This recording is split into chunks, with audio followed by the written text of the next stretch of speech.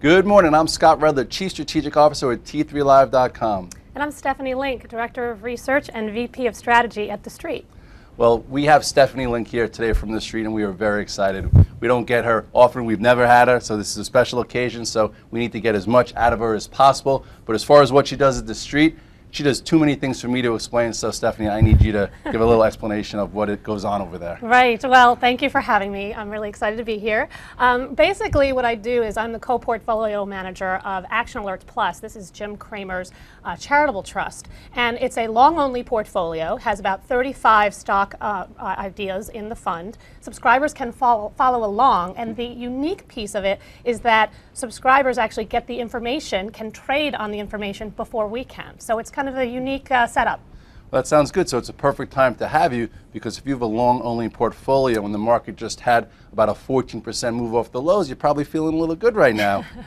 Well, you know, yes, we did a lot of buying near the lows around October 4th, and you know, we've had a good move, so we've been taking some off, but you know, trading around core positions, that's what we do in the fund. Well, that's good, because I know a lot of funds out there that don't. They just sit there, they buy, they don't add cash flow to their portfolio. So today's an important day because we have the huge European summit. We're a big percentage off the low. We had a little down day yesterday. So what are your expectations for today? Yeah, you know, so the week has been mostly focused on earnings. We have 190 companies reporting in the S&P just this week alone. Is that it? Oh, yeah, that's it. And 170 next week. So the next 2 weeks will be really crazy. But I think the shift today is really all about Europe and what happens with their bailout plan, and do they deliver on the expectations? I think expectations are somewhat low. We know that this is not going to be the end of you know, the problems by any means. So you know, we have to keep an eye on what they say and what the plan comes out with. So it'll probably be a plan about options, not about details, but get used to it because there's another plan coming in November. So right now what we want to do is we want to take a quick look at the charts, where we came from, where we're at, and how to maneuver moving forward. So take a look at the S&P. You know, this was obviously that Tuesday reversal. I like to talk about it because patterns repeat themselves. The bears lost control, broke below the lower range, came back up. Here is where we held higher, and then we've had a nice move since. And we're coming into resistance. So yesterday, on a Tuesday before the big day, not a bad idea to take some off the table, to sell some into strength. I wrote a note yesterday saying, you know, we put out a 1250 to 1300 target on the year. It happened in 3 weeks. So take a little bit off. Right. We've had a very big move in a short period of time. The sentiment indicators are also starting to creep up higher as well. We actually have about 7 or 8% in cash right now, which is pretty high for us.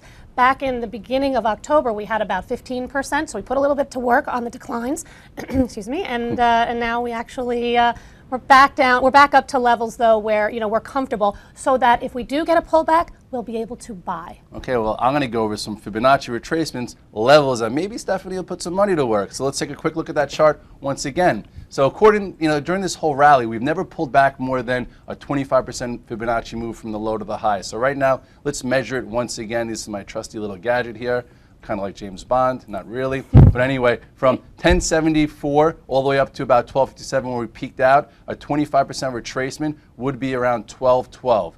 This would be the same type of retracement we've had during the past of the 3 weeks. This would keep shorts trapped and also keep guys looking to get long on their toes. But we could see a little bit more of a pullback. The 0.382% is around 1189, and this 1191 has been the level that held, you know, before we made those new highs. So those are the two levels I know I'm watching as a trader. And as a portfolio manager, would you go for shallow, or would you wait a little bit, or how does that work with you? Well, I think, again, given that we've had such a nice move and that earnings have been good, about 12% year-over-year growth so far, and we've had about 70% of the companies beat expectations, but we're up a lot. So, you know, and the guidance is a little bit more muted than I would have expected. So I'm looking on pullbacks to buy, and where stocks get really hit on the earnings or on this news with Europe, that's when we'll probably be back in. So in our sector spotlight, Stephanie talks about some of the opportunities they're focusing on right now. The sector that you're focusing in on right now is what? Industrials, actually. You know, it was about a month ago that everyone thought we were going into a recession here, double dip, right?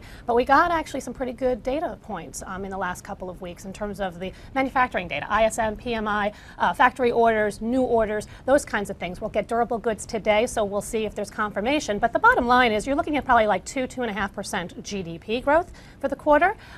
instead of that flat to maybe down a Right, couple of weeks exactly. ago. So themes that we like a lot are auto, in industrial, we like auto, we like truck, aerospace, and we like agriculture. So give me two names for that out of the portfolio that there's still opportunity right now. So almost all of those themes will benefit Eaton other than ag. They are in auto, truck, and aero, and they just posted a pretty good quarter. Why I like this one is because they are so diversified in their mix. Right. They have a great balance sheet, fabulous management team, and it offers a pretty attractive dividend yield. So a lot of bang for the buck right there. Let's take a quick look at the chart. ETN, see what I'm looking at here on the technical side.